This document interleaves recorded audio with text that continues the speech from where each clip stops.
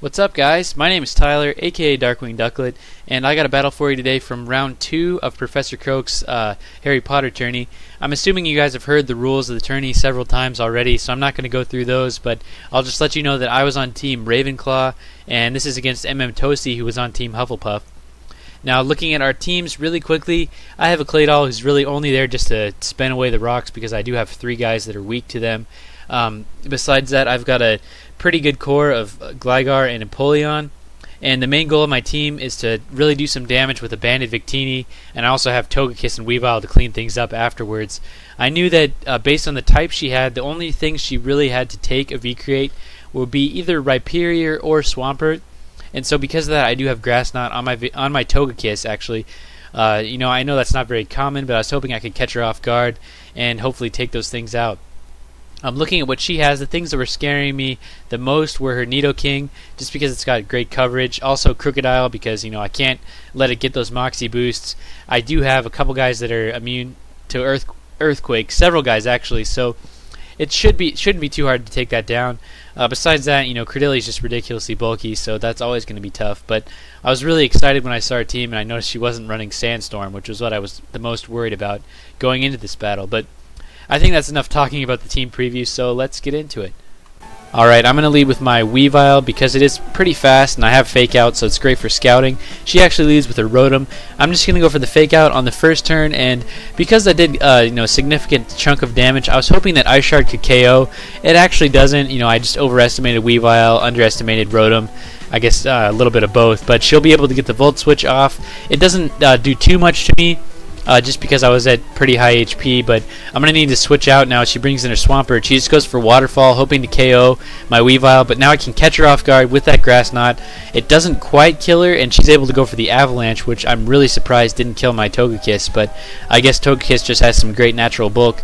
I can now go into my Weavile. I was expecting her to switch out, but I also knew she probably, if she did stay in and went for the Avalanche again, it wouldn't do much to my Weavile, which it doesn't. So now I can go for the Fake Out, once again predicting her to switch out, but she's just going to stay in, fodder off her Swampert because it is at really low health. I can just go for the Night Slash now to finish it off, but I will die to my own Life Orb. So on the double down, I'm going to go out to my Togekiss because it is my choice Scarf user. As she goes out to her Credilli, I go for the Aura Sphere and I get a critical hit, which definitely mattered because since this is a bulkier set, I'm assuming she had Recover, and that did less than half, so she would have been able to live a second one and recover if I didn't get the crit. So I really felt bad for that one. Now she's going to go into her Crocodile, not realizing that I'm Scarfed.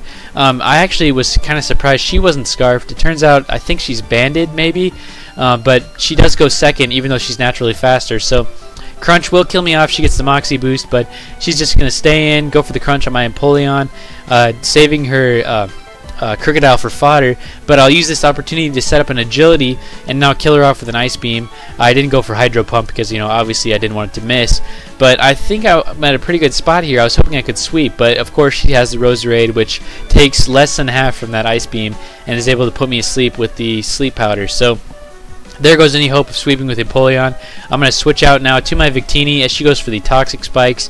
Thankfully, she didn't go for Sludge Bomb or something like that there because, with Stealth Rock damage, Victini can't switch in too many times and, definitely can't afford to take hits.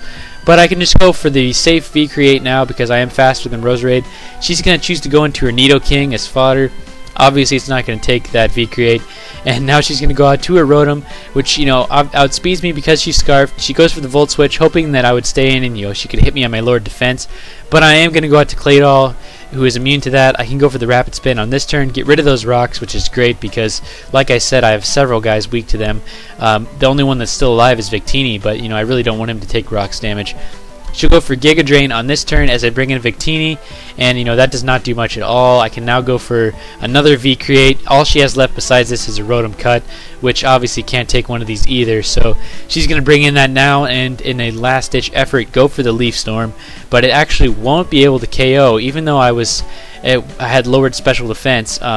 Just because of the resistance, I'm able to live with 4% and kill her with a final V-Create. So that was a pretty quick game. I really feel bad about that crit. It would have been a much different game if her Credilli hadn't died that early, but Really, the only thing she had to take V-creates from my Victini was her Swampert, and since I was able to surprise her with the Grass Knot, that really put the game in my favor. But make sure you go check out Toasty if you haven't already. She's a great narrator, and she's a girl, which is pretty rare to find among Pokemoners. But yeah, and if you want to see my battle from the next round against Clifton Gasm, I've already posted a narration of that, and I believe he has as well, so you should go check those out. It was a really close battle, a really intense one from round 3. But anyways, thanks for watching, and I'll see you guys